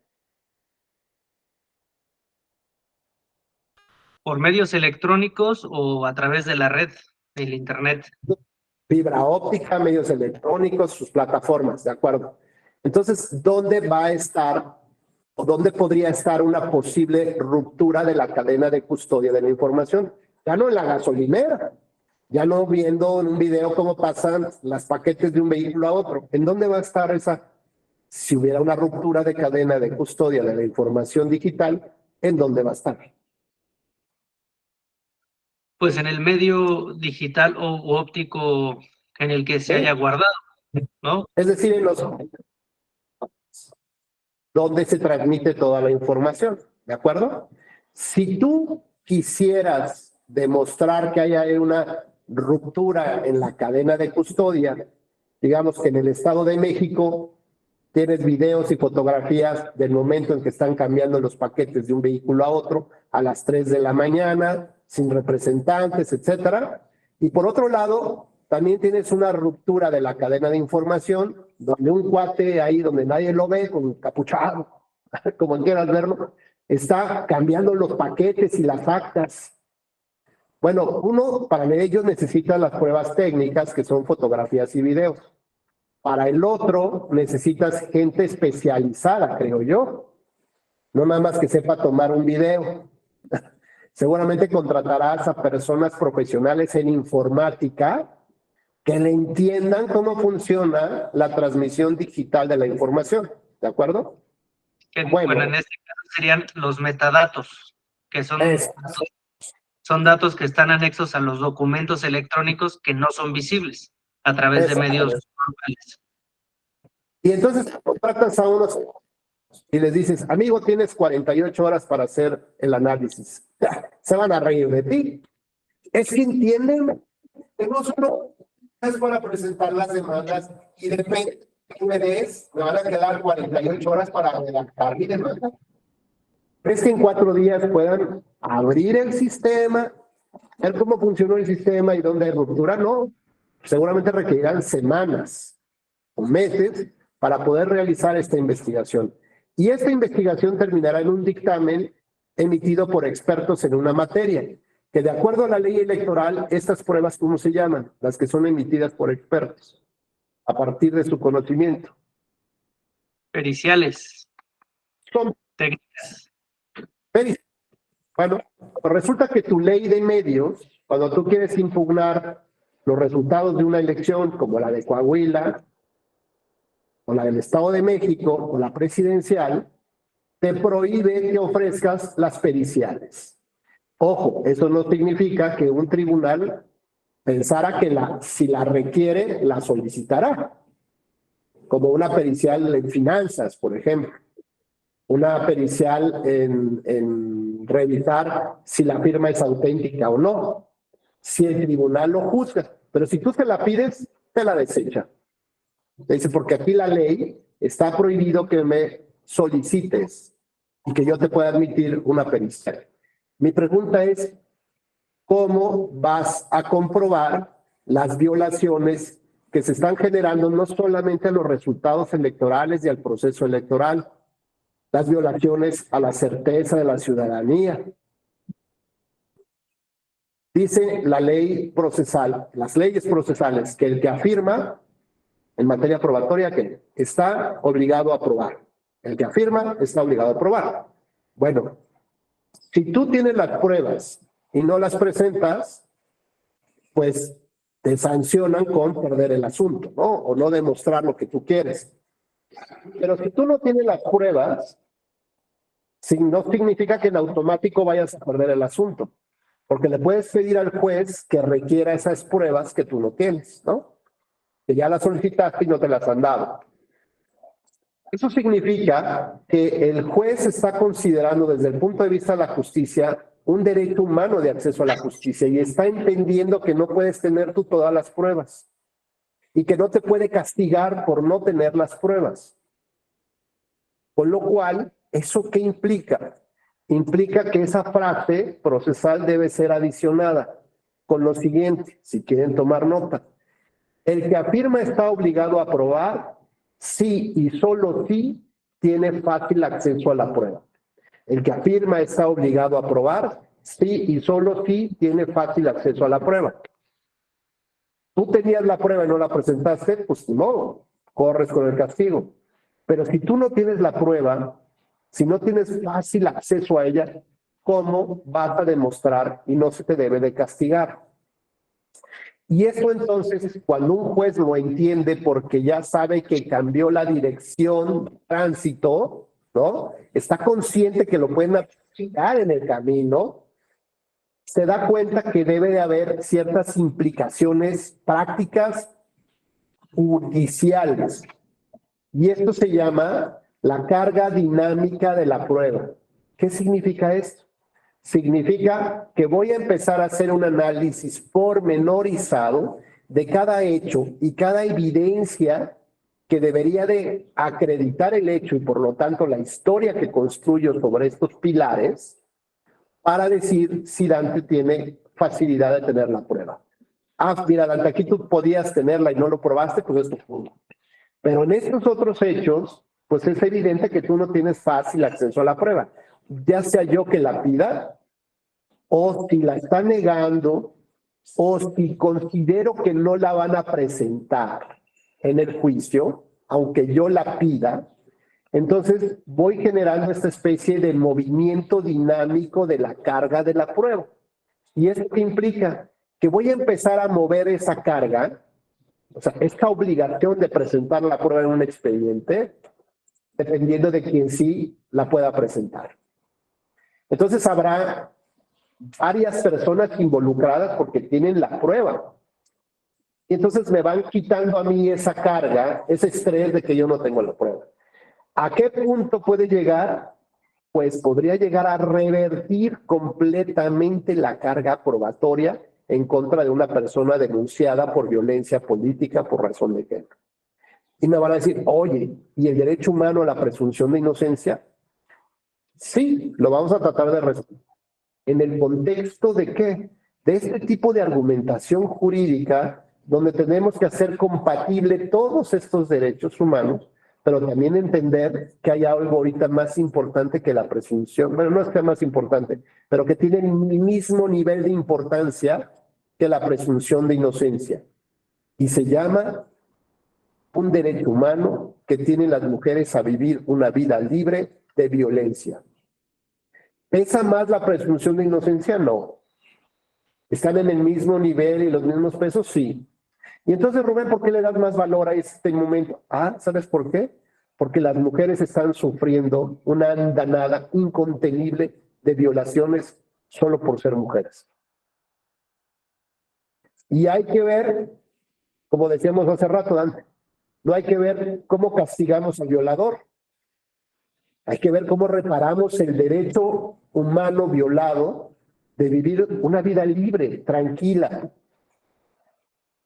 Si mi enfoque es ahí, si toda la dirección de mi interpretación, análisis y valor volteo a ver hacia este punto, digo, a ver, ahorita dejemos a un lado el castigo, dejemos a un lado el tema de la presunción de inocencia, dejemos a un lado eso.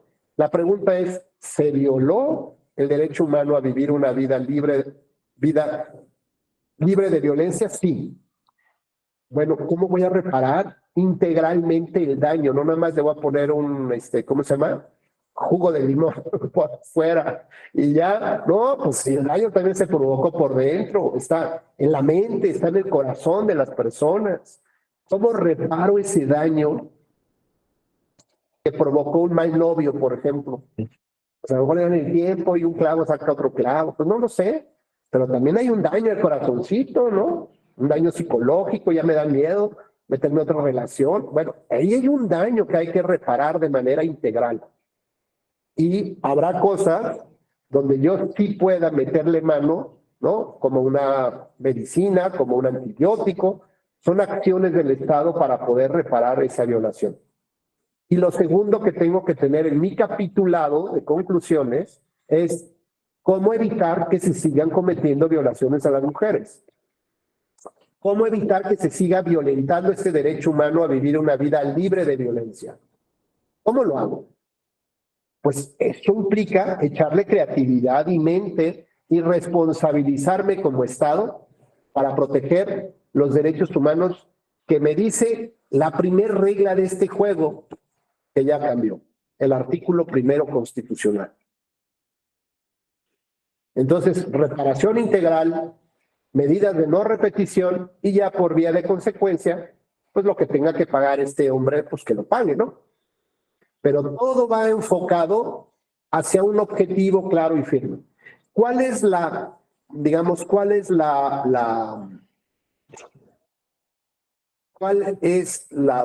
el mensaje que estoy dando con una medida de esta naturaleza?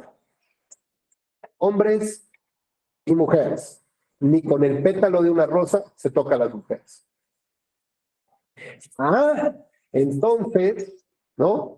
Pues ya viene una especie de sentido común refinado, pero además con mazo de juez, que si la toco, aunque sea con el pétalo de una rosa, pues me pueden meter a la cárcel, puedo dejar de ser candidato, me van a meter en un padrón de violentadores, ¿no? Pues sí, mejor contrólate, ¿no? Mejor controla tus instintos rupestres y cavernícolas, ¿no? Y deja de violentar. Y si no sabes cómo, pues toma cursos. Bueno, pues son otras medidas de reparación integral del daño que las autoridades estén obligadas a tomar este tipo de cursos. Los partidos políticos, por ejemplo. Imagínense qué chistoso un partido político que sabe que tiene que respetar la paridad de género. 50% de hombres, de mujeres, de candidatas y 50% de hombres. ¿No? Muy bien. Pero las mujeres las manda a competir a donde ya sabe que va a perder. Pues eso no es maximizar el derecho, ¿no? Eso es como hacerse menso nada más. Pero luego resulta que el dinero que tienes para las campañas electorales solo se los das a los hombres, los candidatos hombres. Entonces, pues estoy violando la ley, estoy violentando a las mujeres, porque hay muchos géneros de violencia y el no darle los recursos que merecen para soportar una campaña, pues es una forma de violencia solo por ser mujer, porque a los hombres sí les doy, pero a las mujeres no. Presentar una factura de un despacho de abogados, diciendo, mira, es que ese despacho va a servir para asesorar tanto a hombres como mujeres. Ok, y entonces resulta que una mujer se queja de violencia política de su propio partido. Y dice, oye, y es que yo no he recibido recursos para poder sostener mi campaña. Bajo el esquema tradicional, diríamos, el que afirma está obligado a probar. Pruébame. Oye, pero ¿cómo te va a probar? ¿Cómo voy a probar que a los hombres sí les dieron el dinero y a mí no? Uy, qué lástima, Isela, pues nos apena mucho, pero pues gracias por participar y no te concedo acceso a la justicia. Pero si fuera un juez que tiene enfrente como guía un derecho humano, diría, a ver, espérame, vamos a completar la frase. El que afirma está obligado a probar, sí y solo sí tiene fácil acceso a la prueba. Y Cela tiene fácil acceso a las pruebas del financiamiento que se le entregó a los candidatos varones. No. Entonces, voy a ir analizando punto por punto de su demanda para ver quién sí tiene fácil acceso a la prueba. Y puedo llamar yo a los otros candidatos, o puedo llamar yo al partido político y que me demuestre cuáles son. Va a decir, pero ¿eso qué tiene que ver? Pues porque tiene que ver que en el fondo hay un derecho humano que tengo que proteger. Entonces, pues terminará presentando una factura de un despacho que cobró 10 millones de pesos para asesorar a candidatos hombres y candidatos mujeres. Y dice, ah, pues mira, ahí está, yo pagué 10 millones de pesos, 5 son para, digamos, son para ambos, ¿no? Para cualquiera que lo quiera utilizar, hombres y mujeres. Y entonces el juez le puede decir, oye, como aquí estoy trabajando ya la carga dinámica de la prueba, te pido que me mandes el oficio que le mandaste a todas tus candidatas mujeres, avisándoles que había un acceso, digamos, un servicio de asesoría jurídica gratuita. Pues que lo pruebe ella. No, no lo puede probar porque ella no tiene fácil acceso a esas pruebas. Y entonces la carga dinámica de la prueba me lleva hasta el punto de revertirle al partido la carga de la prueba.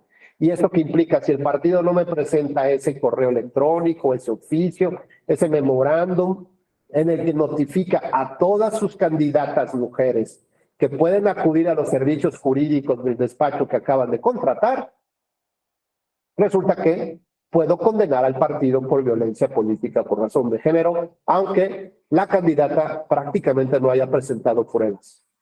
¿Se dan cuenta cómo ya cambió el chip?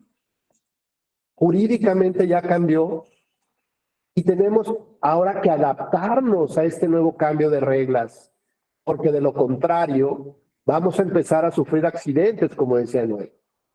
No nos vamos a dar cuenta de los errores garrafales que estamos cometiendo como abogados, como litigantes, como autoridades. ¿Por qué? Porque seguimos viendo o viviendo en el pasado cuando las cosas ya cambiaron. Y solamente hasta que nos atropellen o nos topemos de frente con un vidrio, ¿no? Que parece una puerta abierta, y nos topamos de frente con ese cristal, pues nos daremos un frentazo para entender que el chip generacional ya cambió. Y que por lo tanto tengo que adaptar mi forma de enseñar el derecho como lo estoy haciendo yo en este momento, de adaptarnos como jueces a estos nuevos cambios, porque de lo contrario estaría yo incumpliendo el artículo 1 constitucional y con la Convención Americana de Derechos Humanos, y yo sería culpable de que sancionaran a mi país por no respetar los derechos humanos. Antes de Dante creo que estaba, no sé si Irving o quién más había levantado la mano. ¿No? Adelante, Dante, por favor. Gracias, maestro. Entonces, digo, a manera de didáctico, entonces la racionalidad está vinculada con el fin constitucionalmente válido de una ley, del por qué se legisló eso. Y La lo que entiendo es... Pero subraya, por favor, Dante, subraya la justificación. No nomás quiero que me den 10 razones, ¿eh? No, razones que justifiquen la decisión. Razones en derecho que justifiquen la decisión. Y justificar una decisión, Dante, implica que me muestres varios caminos que has recorrido para decirme, mira, Rubén, esta fue la mejor opción. Justificar en derecho es abrir varias puertas, recorrer el camino y decir, mira, esta no me lleva a ningún lado. Esta afecta más derechos. Esta no logro el objetivo. Y esta otra, pues es que, mira, pues es que ya no hay más. Díganme dónde hay otra. ¿Sabes? Y entonces yo ya soy empático con lo complejo que es para ti tomar una decisión. Y aunque yo no esté conforme con el resultado que tú llegas en tu sentencia, pero logras esa parte de comunicar. Ese es el objetivo de argumentar. comunicar con el otro, ser empático, y desde el punto de vista que lo enfoco es desde desde el Estado, desde la autoridad, hacia la sociedad. Mira, sociedad, qué complicado es ser juez, ¿no? Entonces ya lo involucras también en la toma de decisiones. Así que el test de la racionalidad o de la razonabilidad consiste en dar buenas razones en derecho que justifiquen la decisión de Estado. Gracias. Y bueno, y relacionado a la proporcionalidad, lo identifico más con la idoneidad de la medida. ¿Realmente eso lo resuelve? O preguntarnos, ¿se puede resolver de una manera mejor? O como lo dice la idoneidad, hay una forma que afecte menos el derecho humano. Eso es así. Sí, la proporcionalidad tiene estos 4 elementos. Primero, ver que la medida atienda a un fin constitucionalmente legítimo por parte del Estado. Digamos que eso ya lo completaste ya lo tuviste con la racionalidad, ¿ok? O la razonabilidad.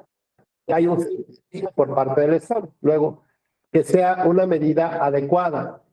Esto implica que hay un conjunto de posibilidades, ¿no?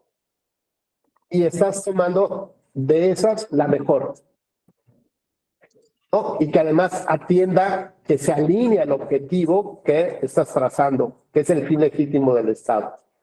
El tercer elemento es que sea una medida necesaria, es decir, que entre el conjunto de posibilidades no solamente escojas la mejor, sino la más efectiva, la más eficiente, la que te lleve directo a lograr el objetivo, ¿no? Sin tanto vericueto. Y adicionalmente, el último elemento se refiere al test, digamos, a la proporcionalidad en estricto sentido. Ese es un balance de razones positivas y negativas para tomar la medida. Resulta que, pues a lo mejor logro el objetivo, ¿no? Cumplir el objetivo en un 10%. Pero para eso tengo que matar a la persona. No, bueno, pues a ver qué violación a su derecho son todos. Del 1 al 10, 10. ¿Y vas a obtener un 10% de beneficio en la medida? Sí. Oye, pues como que no se compensa, ¿no? No hay una proporcionalidad entre el beneficio y el perjuicio. Hombre, a lo mejor dijeron, es que, como dice el dicho, para que se acabe la rabia hay que matar al perro, ¿no? Como muerto el perro, se acabó la rabia. Pues para que se muera el bicho del COVID-19, matemos a los seres humanos que están infectados. A lo mejor sí logras el objetivo, pero ¿cuál es la violación o el perjuicio que le vas a causar a esas personas? No, pues brutal. Si yo tengo una medida de Estado que dice, puedes dispararle a un avión en el que está acreditado que hay terroristas y que quieren, ¿no? Quieren llevar a cabo un acto de estos heroicos y matar a nuestra población, ¿no? Estrellarse en las nuevas Torres Gemelas. Te doy permiso, yo como Estado te doy permiso a mis autoridades, del ejército, por ejemplo, que destruyan ese avión después de darle 2 avisos. Que sean efectivos, que queden constancia que lo recibieron. Si contestaron o no, después de 2 avisos, y si continúan con la intención de tocar el avión con la población civil, tienes derecho a destruirlo. Ok, bueno, pues es un fin legítimo del Estado, sí. ¿Por qué? Pues porque quiere acabar, bueno, por lo menos no es que quiera acabar con el terrorismo, siempre va a haber, pero quiere darle seguridad a su población, sí, es un fin legítimo. Bueno, ¿cuáles son las buenas razones que justificarían esa toma de decisiones? Y ahí podemos hablar de muchas buenas razones y otras buenas razones en derecho. Y la tercera es este análisis de proporcionalidad. La medida tiende a lograr el objetivo de destruir un avión, tiende a lograr el objetivo de dar paso a sí, más o menos sí, podría ser. Hay otro conjunto de acciones o de medidas que puede tomar el Estado para lograr este objetivo, como incrementar la seguridad de los aeropuertos. Sí, claro, porque para que alguien secuestre un avión, pues necesitas llevar un arma física, ¿no? Un arma biológica. Si no, ¿cómo te vas a apoderar del manejo del avión? Pues bueno, lo que puedes hacer es tomar medidas más estrictas en la seguridad del aeropuerto. antes que destruyas el avión con los pasajeros y el piloto, que nada tienen que ver, ¿no? Entonces, la medida es adecuada, es decir, cumple con, dentro del conjunto de medidas, cumple con la mejor posibilidad de efectividad, pues no necesariamente. ¿Por qué? Pues porque hay otras etapas previas antes de llegar a la destrucción del avión. Y por último, el test de proporcionalidad. La proporcionalidad en estricto sentido que implica, ¿cuál es el máximo beneficio que voy a tener acá? Pues que no van a chocar con la población, no van a matar a la población, no van a destruir, no van a sembrar miedo. Ok, ¿y esto cuánto vale? Pues bueno, del 1 al 10, pero a lo mejor lo pongo en un 5. Igual y, pues no sé, algo pasa, ¿no? O sea, no voy a lograr totalmente el objetivo. Ya la población sabe que hay un avión terrorista que va a chocar con ellos y que de último minuto tengo que destruirlo. Pero igual y pues se estrellan antes, ¿no? Igual en los pedazos y caen las personas se mueren. No lo sé. Pero ¿cuál es el perjuicio que voy a ocasionar sobre los 200 pasajeros y los 3 pilotos y aeromosas? Pues los voy a matar. El daño que estoy provocando es de 10 contra un posible beneficio de 3, de 4, de 5, de 6 o casi de 8. Híjole, la verdad es que no hay una proporción real entre el beneficio y el perjuicio. Se supondría que tendría que yo tener más beneficios, ¿no? Digamos, o sea, es decir, lograr el objetivo que busco tratando de dañar lo menos posible a la población. Si no demuestro esto, Dante, entonces la medida es inconstitucional y una corte la va a tirar. Como pasó en el Tribunal Constitucional alemán. Decretaron que será una acción de Estado inconstitucional porque no pasó este test de proporcionalidad. Y tanto valía una vida como 50 vidas. Bueno, hasta aquí. Sí, adelante, adelante. Perdón, maestro, es que justo hace como 15 días tuve, y creo que es aplicable al caso y podría ser didáctico a la situación. Mi madre es coahuilense por nacimiento. Conforme a la Constitución del Estado de Coahuila, yo soy coahuilense, ser hijo de coahuilense. Pero la ley electoral señala que, por ejemplo, en este caso, pueden votar los coahuilenses que están en el extranjero, pero, digo, y no lo menciona, pero se excluye que no pueden votar los coahuilenses que residan en otros estados de la República. Digo, yo por curioso, y me vino la reflexión, en este caso se está generando una cuestión de discriminación a los coahuilenses que están en el interior de la República. Antes, no, piensa, con toda la línea argumentativa, nuestro faro es la democracia representativa. Una norma pretende regular la manera como se ejerce el voto. ¿Se puede? Sí se puede, claro. ¿Por qué no? Pues ¿por qué? Porque el derecho no es absoluto. Entonces tienes que enfocarlo ahora desde el punto de vista de estos dos criterios, racionalidad o razonabilidad y test de proporcionalidad. Antes de que concluyas que está mal, ¿no? Antes de que concluyas eso, vamos a ver cuáles las razones que justifican una decisión de esa naturaleza.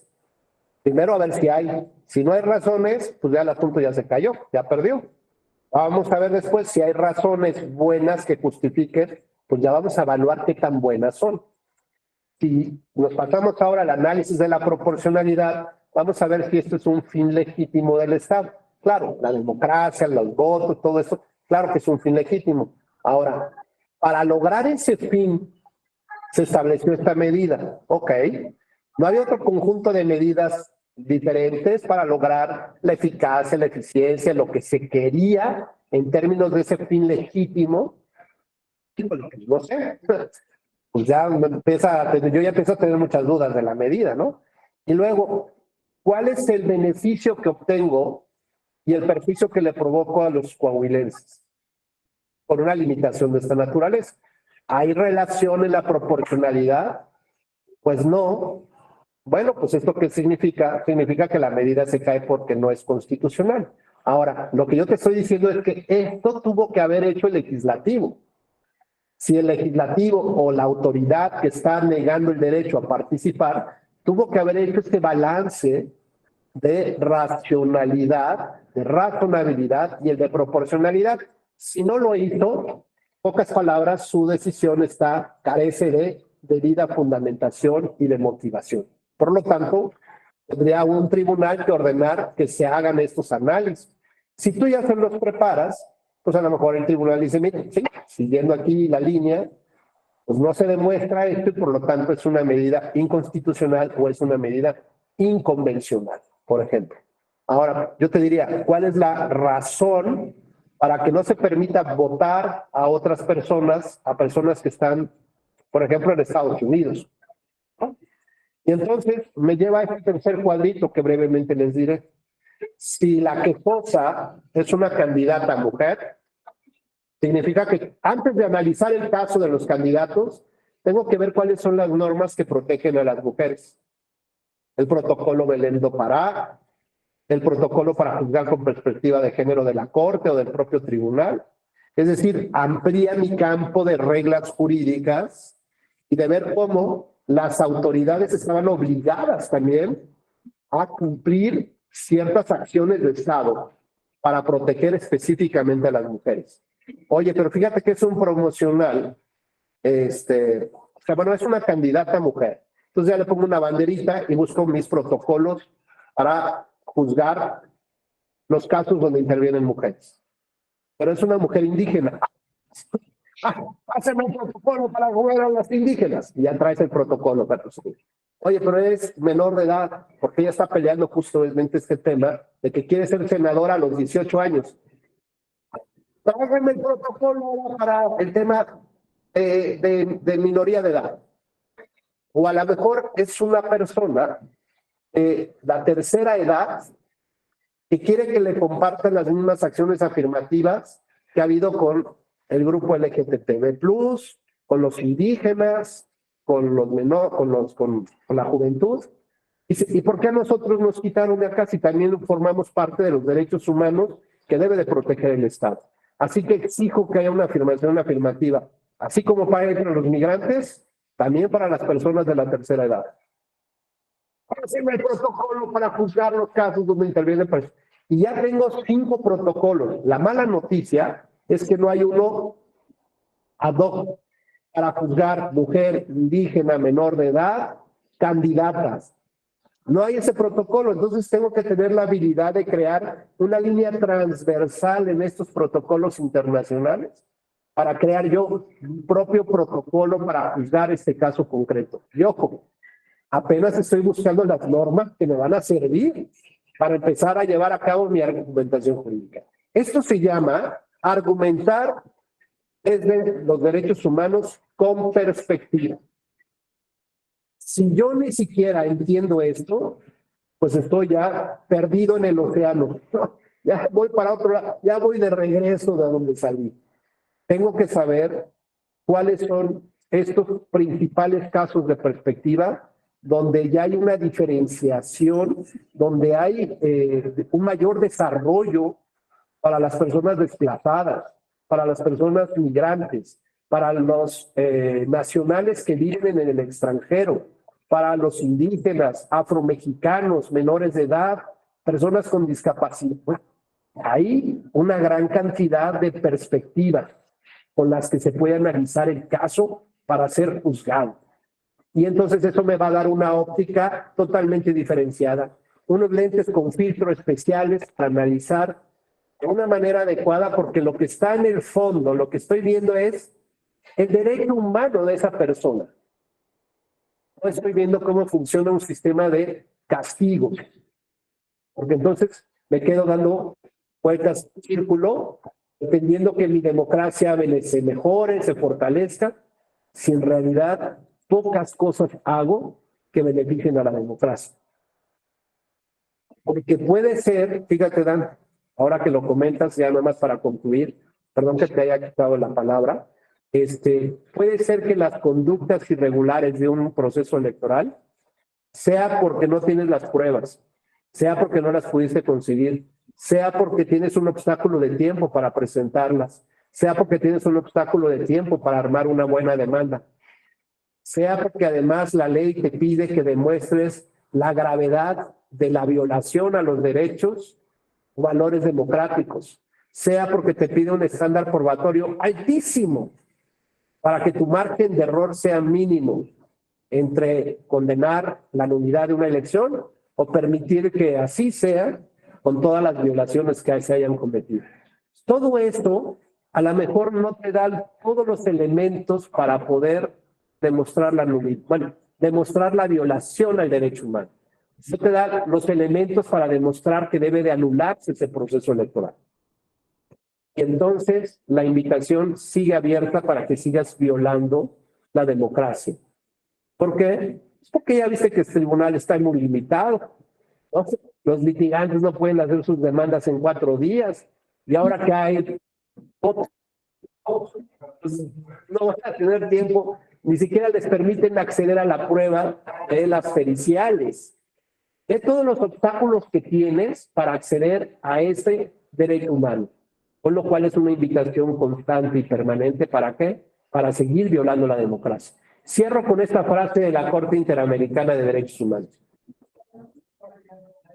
Dice en un análisis que no ve, digamos, de los riesgos que tiene la democracia representativa, que es la que hace suponer que queremos tener un tipo de vida lleno de libertades, de sentido común refinado. Dice que lo que puede dañar a la democracia, sí, gravemente, dicen, yo no veo movimientos de insurrecciones en Latinoamérica. Movimientos armados, civiles, disruptivos, no lo veo en el panorama.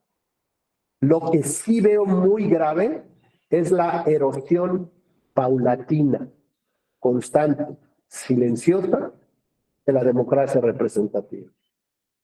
Porque dejamos que se infectara la lesión, porque dejamos que sufrieran los golpes, porque dejamos que no la atendiera un médico, porque dijimos, que se levante y ya no pasó nada, ¿no? No fue tan grave. Y poco a tiempo esa erosión va a hacer que nosotros mismos permitamos que nuestra democracia esté infectada. Que nuestra democracia esté en estado terminal. Que nuestra democracia tenga que pasar por muchas otras cosas. Ojalá que sea como el ave fénix, que resurja después de las cenizas. Porque sobre de ello van nuestros sueños, los de sus hijos, los de sus familias. De ahí la relevancia de saber de qué hablamos cuando hablamos de la democracia. De ahí la relevancia de los tribunales, que deben de entender que ya cambió ese chip de ver cómo se juzga el derecho. Y ahora el enfoque tiene que ser desde los derechos humanos. Si esto fuera así, cambiaríamos nuestra visión de un sistema de nulidades, de un sistema administrativo sancionador como propósito. ¿Para qué? Para evitar que se sigan generando conductas que violentan pequeña partecita del barco que nos llevará a la democracia representativa. Si nos enfocamos en lo otro, en el derecho humano, en la reparación del daño, reparación integral del daño, medidas de no repetición y por vía de consecuencia las responsabilidades que cada quien deba de asumir. Pero si a esto, digamos, no generamos esta visión o no nos obligan ustedes a tener esta visión de un cambio de chip, de un cambio generacional de ver este mundo, pues tristemente les diré que no hay, digamos, grandes expectativas para que se cumplan los sueños que todos ustedes, de manera legítima, quieren aspirar a tener un estilo de vida. Pues agotamos esta nueva charla, queridas amigas y amigos. Ojalá este conjunto de reflexiones les sirvan para ahora tratar de entender desde otra forma de ver el derecho electoral, de otra forma de argumentar o la necesidad de argumentar el derecho electoral, de justificar, de cómo acceder a la justicia y ver en cada acto de autoridad o en cada norma la restricción, limitación o relativización de un derecho fundamental que requiere estos dos análisis, por lo menos, de argumentación. Uno, el test de razonabilidad y dos, el test de proporcionalidad. Pues si no hubiera mayor tema, ya saben, me tienen en redes sociales, en Twitter como @Rubén Becerra RB Victoria. Si no, bueno, pues aquí en mi correo institucional. Al contrario, gracias, Irving, muy gentil. José Miguel, gracias. Ramiro, gracias a todos por sus participaciones, por su gentileza de acompañarnos en esta tarde. Gracias, Isela, Lynn, Irving, Noel, Ramiro, Dante, Claudia y a todos los demás. Que tengan muy buen provecho. Gracias.